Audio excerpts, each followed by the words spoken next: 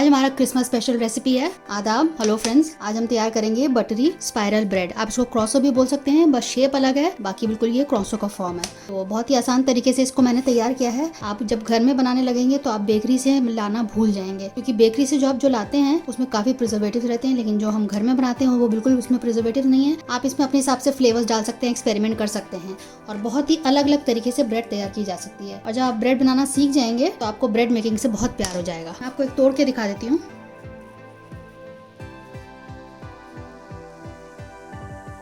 कितनी अच्छी इसकी स्पाइरल्स आए हैं, आप देखिए।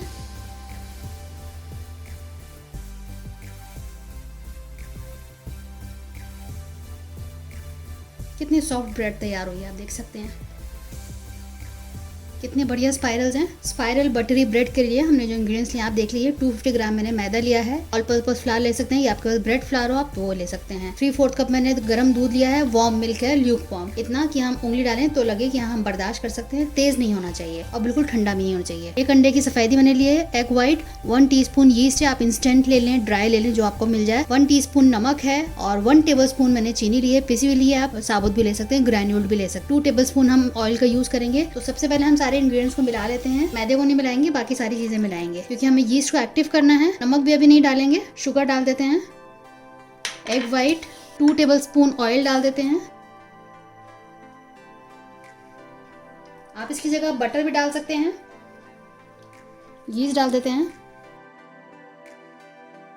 मिक्स हो गया है। 5 मिनट के लिए ऐसे ही छोड़ते हैं, थोड़ा सा ये फ्रॉथी हो जाए, इसमें झाग बनने लगेंगे तो आपको अंदाजा लग जाएगा कि हमारा यीस्ट बिल्कुल सही है। अगर आपका ये फूले नहीं, इसमें फ्रॉथी ना बने, इसका मतलब आपका यीस्ट खराब हो चुका है, इसको आप फेंक दें। तो उसको चेक करने के लिए हम इसको इसलिए 5 मिनट के लिए रख रहे हैं। अदरवाइज ये मेरा इंस्टेंट यीस्ट है, हम फौरन भी मिला सकते हैं, लेकिन सिर्फ आपको दिखाने के लिए मैं रुक जाती हूँ और 5 मिनट वेट कर लेते हैं। हल्का सा फ्रॉथी हो गया है। अब इसमें हम ये मैदा मिला देते हैं, नमक, उसको मिक्स कर लेते हैं। पहले इसमें हम बटर का इस्तेमाल करेंगे, लेकिन बाद में करेंगे। तो यहाँ मैंने बटर रखा हुआ है 2 टेबलस्पून। मैंने शुरू में जो ऑयल डाला, आप उसकी जगह बटर भी डाल सकते हैं। पूरे आटे को इकट्ठा कर लेंगे, एक डो की तरह तैयार हो जाएगा ये।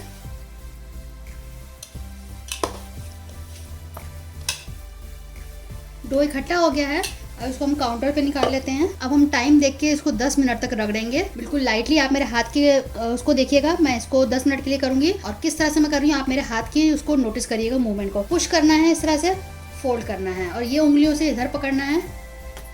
Push fold, push fold, push fold. तो शुरू के 8 मिनट हम इसी में करेंगे और आखिर के 2 मिनट में हम मक्खन लगाएंगे। तो अब मैं वीडियो को फास्ट फॉरवर्ड करके आपको मैं दिखाती हूँ। आपको इसमें थोड़ा मेहनत करना है। इस तरह से भी कर सकते हैं, दोनों हाथ से इस तरह से पुश करके फोल्ड, पुश फोल्ड, इस तरह से। तो ये बिल्कुल चिकना हो जाएगा।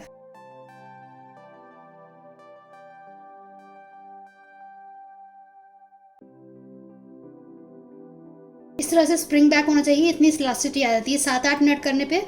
देखिए इतना हो गया है कि वापस ये आ जा रहा है। हमें ऐसा ही चाहिए। अभी 7 मिनट हुए हैं, तो किसी का 6 मिनट में भी हो जाएगा, किसी का 10 मिनट में हो लग सकता है। तो अप्रॉक्सीमेट टाइम मैंने आपको 10 मिनट बताया है कि आपको थोड़ा सा मेहनत करना है। अब इसको हम थोड़ा फैला लेते हैं, इसमें मक्खन लगाएंगे।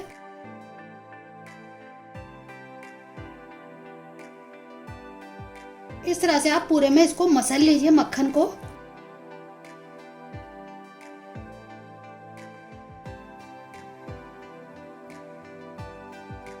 इसी तरह से बाकी मचा हुआ मक्खन भी लगा लेंगे और एक बढ़िया सा डो हम तैयार कर लेंगे। तो एक बार और, हम इसको 2 बार लगा रहे हैं मक्खन को।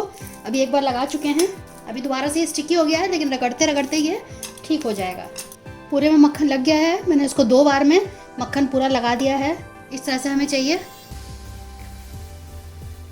तो अब इसको हम ढक के रख देते हैं। थोड़ा सा ऑयल लगा देते हैं ताकि ड्राई ना हो। नीचे भी लगा दिया है। अब इसको किसी गर्म जगह पे रख देते हैं जब तक कि ये डबल नहीं हो जाता है। अब इसको ऑफ माइक्रोवेव में रख दीजिएगा, वो सबसे गर्म जगह होती है। और सर्दियों में थोड़ा टाइम लगता है डबल होने में, हो सकता है 2 घंटा लग जाए, 2.5 घंटा लग जाए, इट डिपेंड्स। और गर्मियों में थोड़ा कम ही टाइम लगता है। तो जब ये डबल हो जाता है, और मैं आपको बताऊंगी कि कितना टाइम लगा है। अब आप देख रहे हैं कि ये 2.5 आवर्स के बाद इसका ये कंडीशन हो गया है। बहुत सॉफ्ट डो तैयार है। अब इसको हम दोबारा से काउंटर पे निकाल लेते हैं। हल्के हाथों से अब इसको पंच करेंगे। थोड़ा सा फ्लावर डस्ट कर लेते हैं, इक्वली काट लेते हैं।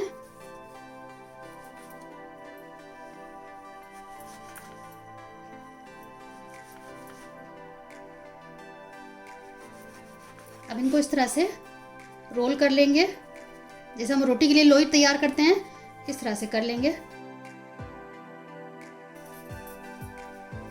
सारी इस तरह से कर लेते हैं। बॉल्स तैयार हो गई हैं। थोड़ा सा आटा डस्ट कर लेते हैं। तो इस तरह से हमने रेक्टेंगल शेप में इसको बड़ा कर लिया है।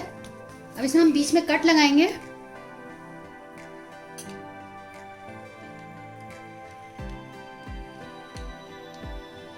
इसमें मक्खन लगाएंगे। अब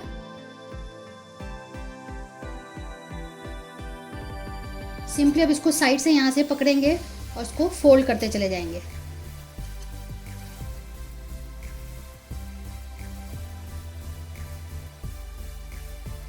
और इस तरह से इसको रोल कर लीजिए, थोड़ा सा बड़ा कर लीजिए इस तरह से।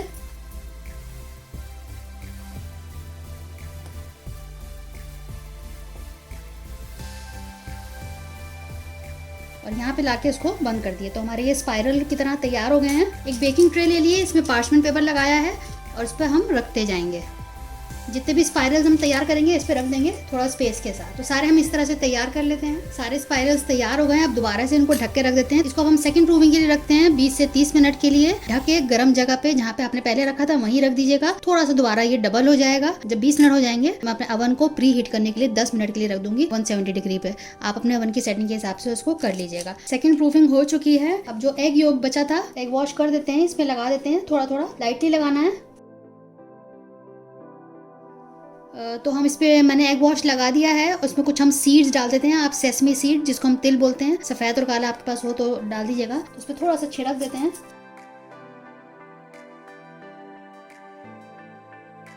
अब मैं इसको ओवन में रख देती हूँ। 15 से 18 मिनट लगेगा और बीच बीच आप चेक कर लीजिएगा। दोनों रॉड के साथ इसको हम करेंगे। कितने अच्छे से बेक हो गया, आप देखें कितना अच्छा कलर आ गया है। अब इसमें हम थोड़ा सा घी या बटर आप कुछ भी लगा दीजिएगा तो उससे एक चमक आ जाएगी इसमें। और जो तो बढ़िया से हमारे बटरी स्पाइरल ब्रेड तैयार हो चुके हैं। आप देखिए कितने ज़बरदस्त बने हैं, कितने अच्छे इसमें स्पाइरल आ गए हैं। कलर भी बहुत बढ़िया तैयार हुआ है। तो एक बार आप मेरे तरीके से ज़रूर बनाइएगा। रेसिपी सबको पसंद आएगी। आप बेकरी से ब्रेड मंगाना भूल जाएंगे अगर आप घर में बनाना स्टार्ट करेंगे। तो ज़रूर बनाइएगा, फीडबैक दीजिएगा। हमें आपके फीडबैक का इंतजार रहता है। अगली बार मिलते हैं किसी नई रेसिपी के साथ। तब तक के लिए शुक्रिया। देखते रहिए शहलाज दस्तरखान।